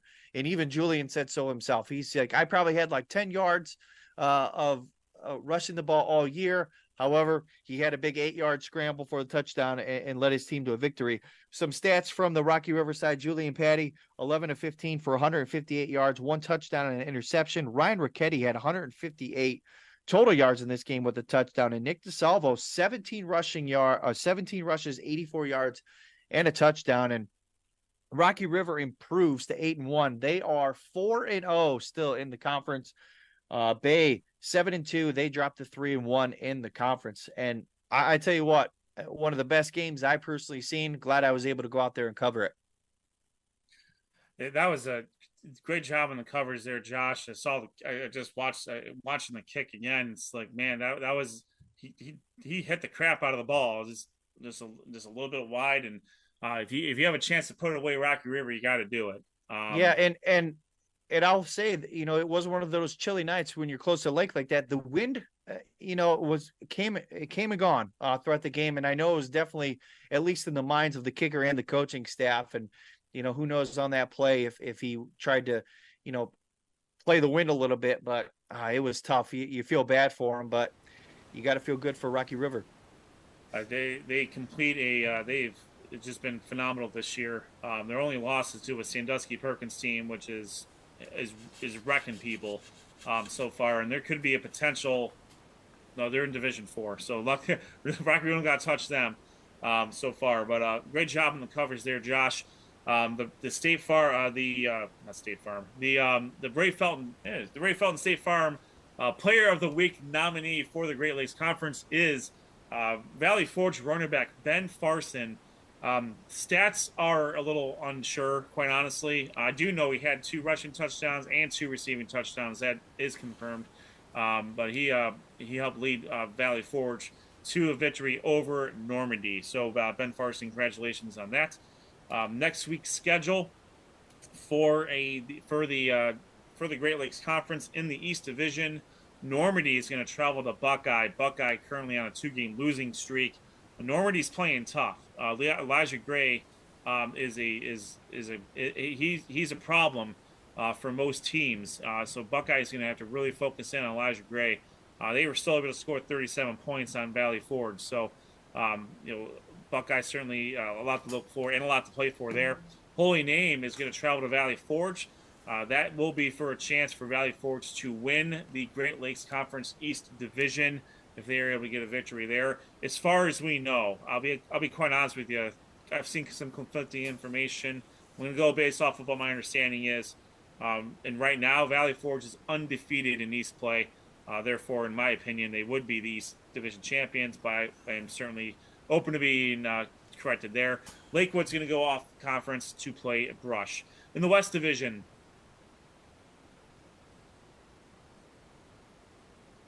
North Olmsted is going to travel to Bay. I tell you what, I think this is going to be a sneaky good game because Colin Willard is back in full force. And North Olmsted is back to the North Olmsted that we are used to seeing with him in the lineup. Fairview is going to travel to Rocky River. Rocky River will look to close out. In Fairview, this will be the last time they play in the Great Lakes Conference when they move to the Chagrin Valley Conference next season. And Elyria Catholic is going to take on Westlake. Another sneaky good game. Elyria Catholic has a couple victories in the conference. Westlake, their only losses are to Bay and Rocky River, and those are 2 teams there is no shame losing to. So that's what we got for the Great Lakes Conference. Looking at the playoff standings there, the Great Lakes Conference is very unique. They cover about 4 or 5 different regions. It's nuts there. But I'll try to go through this pretty quickly. Right now, according to JoeIdle.com, in Division 2, Region 6, Westlake is the number 8 seed, and they have clinched the playoff spots. So congratulations to the Westlake Demons. If they are able to get a win against Elyria Catholic, they could jump up to as high as 4, but they could also drop to as low as 12. So there's a lot of volatility in the Division 2, Region 6, depending on who's getting wins. With a loss, they can still be in a position to host a playoff game. They could also drop to as low as 13. So Westlake, I think it's obviously in their best interest to get a win. If nothing else, but to avoid the Avons, Anthony Waynes, the Highlands, the triumvirate of Avon Lake, North Ridgeville, and Olmsted Falls. If Westlake can get a win, they'll avoid all of those teams. and get maybe a more manageable maybe a more favorable game. Valley Forge currently is number 10. They control their own destiny. They can make the playoffs with a win. I think they look pretty good for a playoff spot, anyways. They're well ahead of where the 16th seed is in Lakewood, but Valley Forge could host. They have an outside chance of hosting a playoff game, but they're looking like they're going to be in the 9-16 range, traveling in the first round. Lakewood, despite their record, is hanging on to a playoff spot. Sean, you mentioned it earlier with Division III, Region 9, where you have some teams like Roosevelt and Talmadge who have 4 victories but aren't able to really sniff that top 16. The complete opposite happens here in Division II, Region 6. It's very top heavy. Lakewood, they have a very winnable game against Brush, and even though they don't control their own destiny, a win will most likely get them in based off of what the numbers look like. Although it looks like Rhodes and Fremont Ross and Lakewood, there's not a whole lot of wiggle room from Lakewood. They defeated Clearview, which is by far their best win. Is the only reason why they are where they are is because they beat Clearview. But a win against Brush will certainly help them out. But they have a very outside shot of making the playoffs in Division II, Region 6, even with a win. They don't have a whole lot of points coming their way unless Clearview can continue their season with a victory.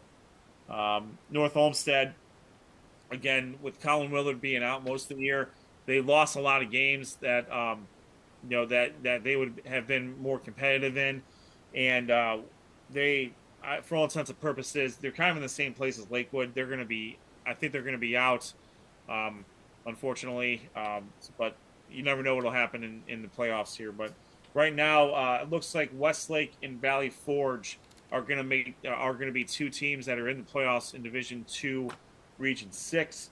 Shifting over to Division III, Region 10, a lot of teams reside here. Rocky River has clinched the top 8 seed. With a win, they could jump up to as high as 2. With a loss, they could still live within the 2 to 6 range. Toledo Central Catholic lives here.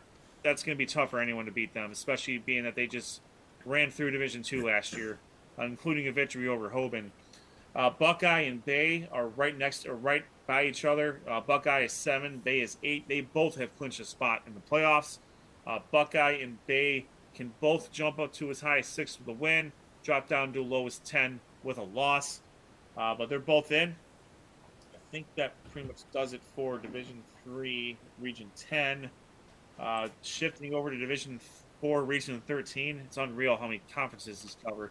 Holy Name is hanging on by an absolute thread. They do have a game against Valley Forge, which can help them out for sure.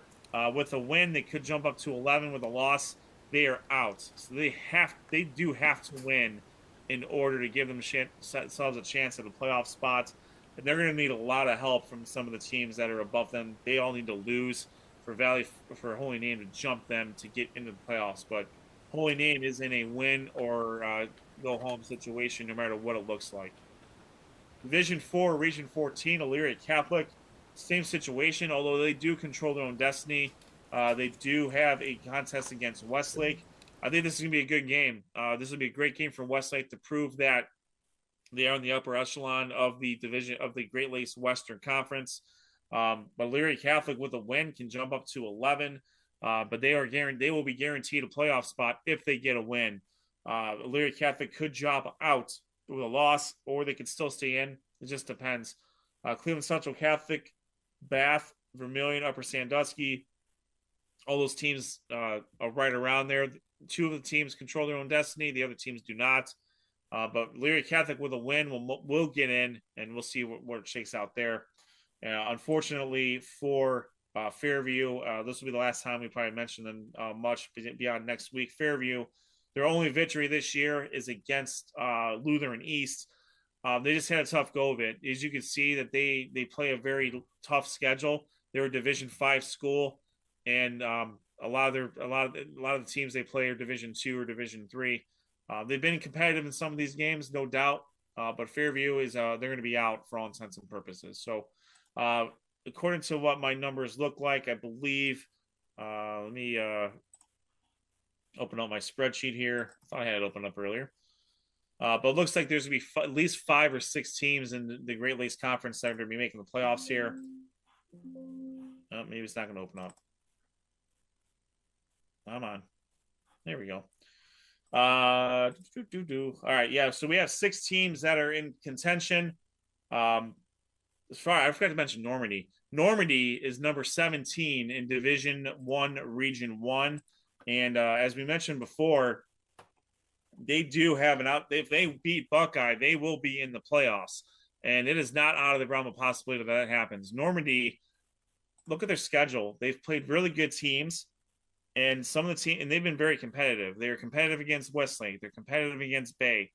They just lost a Holy Name. They just lost to Valley Forge.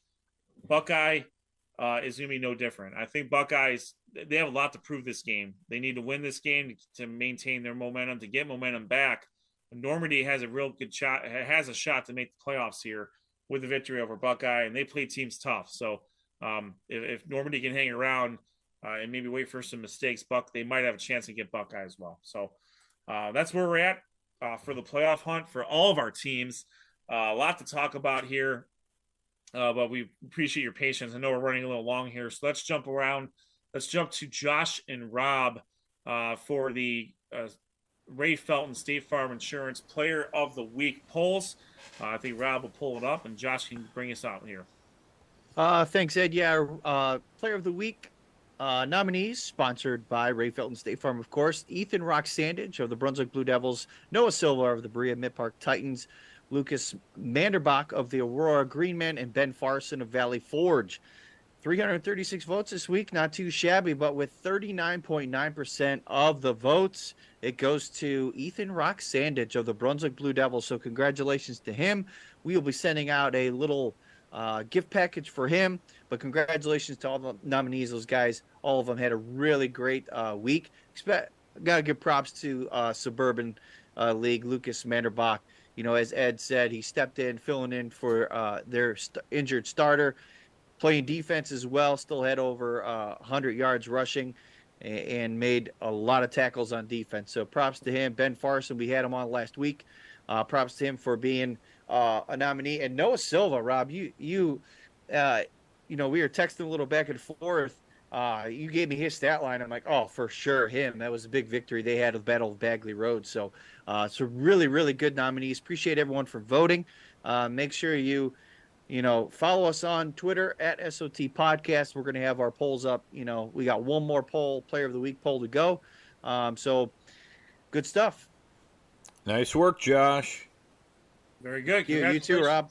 Congratulations to Ethan Rock-Sandage for the Week 9 Ray Felton State Farm Insurance Player of the Week award, and of course to all of our nominees as well. All right, let's shift over to the Power 10.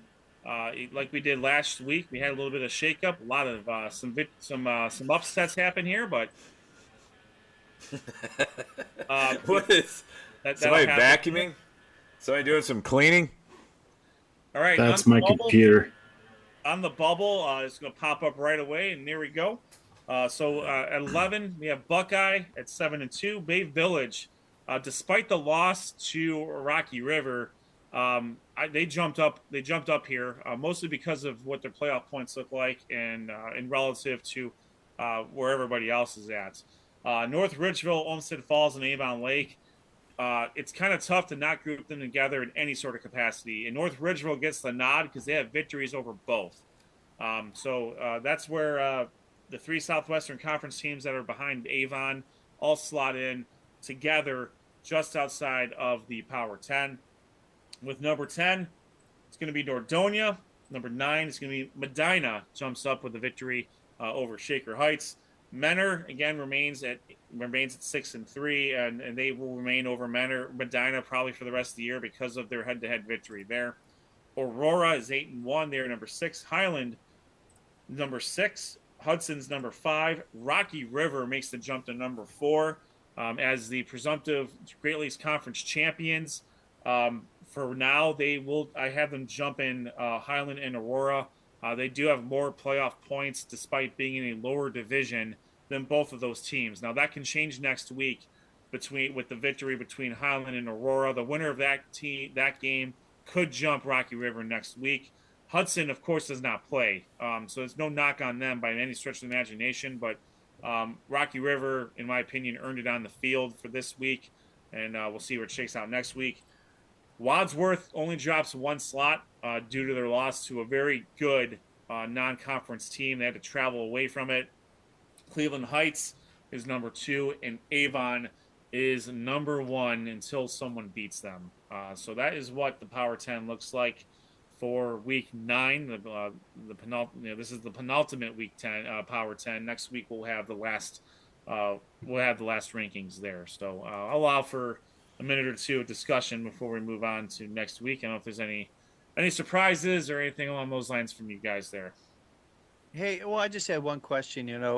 They've been kind of hot here late at the end, but Ed, any thought about Valley Forge possibly making the bubble?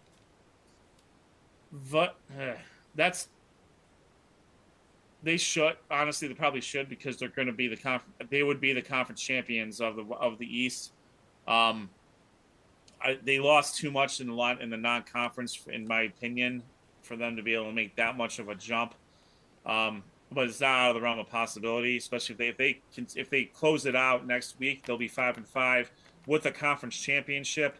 So it's not out of the realm of possibility that they could at least make the bubble.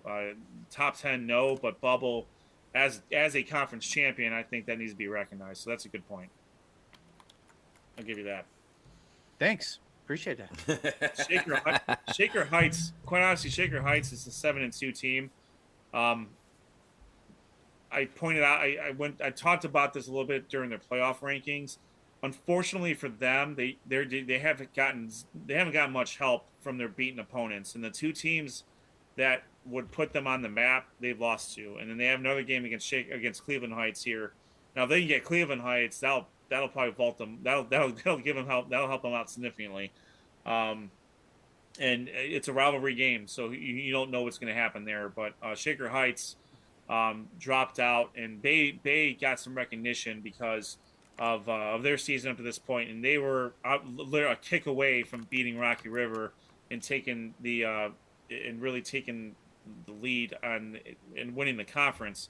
Rocky River's only loss is to an absolute stud team in Sandusky Perkins, but you could say the same thing about some of these other losses too, quite honestly. But that's what it looks like now. We'll see what happens next week. I mean, anything can happen. The last 2 weeks have certainly proved that out. All right. With that, the last thing we'll talk about this week is where we are going to be for Week 10. So let's get it going here. I will start. I'm going to stay close to home for this one and kind of rekindle an old rivalry for myself. Been a part of this rivalry for many years, the Battle of Bagley Road. I will be in Brunswick as the Strongsville Mustangs take on the Brunswick Blue Devils. Not Bagley, I'm sorry, Boston Road. Oh, wow. Jeffy. As I just, totally out at myself. Yes, I've been a part of this rivalry, but we just got done talking about the Battle of Bagley Road, so now it's the Battle of Boston Road. Yes. So very thanks, good. Ed, for your facial expression that made me think about that as I was talking. I'm not a good poker player at all. All right, so Rob, I think you already spilled the beans on this one, but remind everybody where you're going. Yeah, I'm going to head pretty close to where I'm at right now, which is going to Avon to see that rivalry with Avon Lake. Traveling to Avon, can they knock off the Eagles and give them their first loss of the season? There's only one more game to do that, and Avon has that #1 seed locked up, but that rivalry is something special, and a lot of times the records don't matter. Although Avon has dominated in the Southwestern Conference, can Avon Lake maybe pull an upset? We'll find out on this Friday, so follow me and Sports on Tap for live video and also video highlights after the game. They'll be on our website at sportsontappodcast.com, and should be a great one. Looking forward to it. Always a great place to watch a game there in Avon, Ohio. Absolutely. Where else? Well, guys, I've been circling some of the games that I wanted to cover, and there's only one game I found out that I wanted to cover I want to see Holy Name versus Valley Forge for the Great Lakes East Championship game. I'm looking forward to this matchup because it's going to be a meat grinder between both of these Parma schools. And I mean, there's a lot at stake in this game, and we could just kind of throw it out. If Valley Forge wins, it will be their first conference title since 2002. That is unbelievable. But if Holy Name somehow wins, and if Buckeye beats Normandy, it could be a three-way tie for the Great Lakes East Championship. So much at stake, and you're going to watch it right here on Sports on Tap live. Doesn't get any better than that. Conference championships up for grabs, rivalry games, Sean's computer working on AOL dial-up. Can't beat any of it. But I believe we probably have a hype alert coming our way, so I'm going to just step aside here. Well, before my computer decided to sound like it was a Harrier jet taking off, I've had a pretty great weekend, guys. I'm not going to lie. My birthday was Friday. I turned 40 freaking years old. Whoa. I was able to watch and follow my conference, the American Conference of the Suburban League, and see that we actually have, for the first time, I think, in a couple of years we've been covering this, a real de facto conference championship game. So I said to myself, Self, God, you look terrible for 40. But anyway, I said, Self, there's only one place you're going to go come week 10. I mean, the most non-secret secret in the world is I'm going to Highland, and I'm going to be covering the, for all intents and purposes, the Suburban League American Conference Championship game between Aurora and Highland. But again, you just heard that Sports on Tap is continuing their extensive and beautiful coverage of high school football in Northeast Ohio yet again for the 10th straight week. We are bringing you multiple, not one, not two, not even three, 4 games, 4 featured games. That means you're going to get awesome highlight videos from the likes of Rob Troutman, Noah Jacobson, and Josh Jeffy. You're also going to be treated to the written word by myself, peppered in with some videos that I can either figure out how to upload or take when they actually see the person catch the touchdown pass. It's taken me 10 weeks, but I figured out a way to do that. And then, of course, guys, you know where to come. Come next Monday night, because we're not only going to be talking about Week 10 and all the great action, but we are going to be setting the freaking table for the Ohio State High School Athletic Association playoffs for football this year. We will be your de facto source for the matchups, the locations, the times, wherever they be. We are going to have them here Monday night. Now, they get released on Sunday, and if you want to go to the OHSAA website and try and decipher that particular Rosetta Stone, be my guest. You, Ed, and Joe Itel can go have fun and do that. But if you want us to break it down for those of you that have the attention span of a gnat, then you need to come to Sports on Tap on YouTube. Smash the like button, subscribe, tell a friend, tell a sister, a brother, anybody. This is where it's going to be. For the latest in coverage of the playoffs this year. Not only that, guys, we are rapidly approaching hockey season, and I can feel it in my bones. There's a chill in the air. And I watched the professional hockey game on Sunday night, mainly because I lost the remote and I couldn't find it. But I watched more of a hockey game in October than I ever have, and I was perfectly entertained. Guys, this is going to be an awesome year for hockey, but you know where to come to find us. That's sportsontap.com. That's all I got. Nice. Night. There you have it. We have 4 games coming to you for Week 10. It would be Avon against Avon Lake, Strawnsville against Brunswick, Holy Name and Valley Forge, and Aurora at Highland. Cannot wait for this week to go. We will have conference championships on the line, playoff spots to be won, clinches, everything you need to know is going to be happening on our website this week. You're going to get the schedules, you're going to get the standings, you're going to get where we're at, and by the end of it, next Monday, we will have the playoff previews for all of our respective regions that are relevant, of course. Yeah. All right. So So with that, Rob, am I missing anything? One thing I want to say is Sports on Tap is going to make it to the big screen. Yes. Coming up Saturday for the Penn State-Ohio State pregame show on Fox. Oh, I thought we were going to be in the new Barbie movie. Wow. You would. But or in Fox the wants of that Taylor Swift movie. Fox wants to borrow some of our video. So our video going out to these games, Fox saw what Josh Jeffy did, and this is dating back to 2021. Wait till they see what we have done in 2023. But 2021, they want some Drew Aller footage, and it'll be on their pregame show. So Sports on Tap is going to be on the Fox College Football pregame show that will be in Columbus, and it'll be Ohio State and Penn State, and they'll show some Drew Aller highlights, and pretty excited about that. I think that's really cool. Josh Jeffy, again, he's not only on Sewer Divers, now he's making it to his video is going to be on the big screen. I mean, Sewer Divers available for free to stream on Max. So there you go. Interested. And hey, if you want, Josh Jeffy, email us. He'll send you a signed photo. I don't know if he ran out though, because he's been handing out like hotcakes. I could get more made, no problem. for our viewers and our followers, anything. There you go. And also those poor kids in your neighborhood for trick or treating. I can just foresee it, Josh. Here's a candy bar and a signed picture.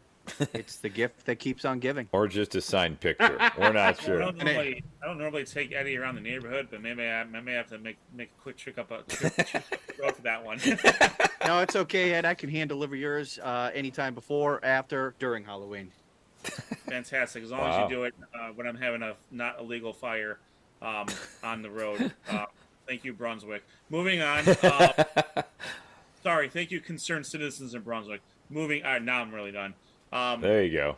So with all that, thanks everyone for watching. Again, you're watching us on the YouTube channel. Make sure you check us out on Twitter, X at SOT Podcast.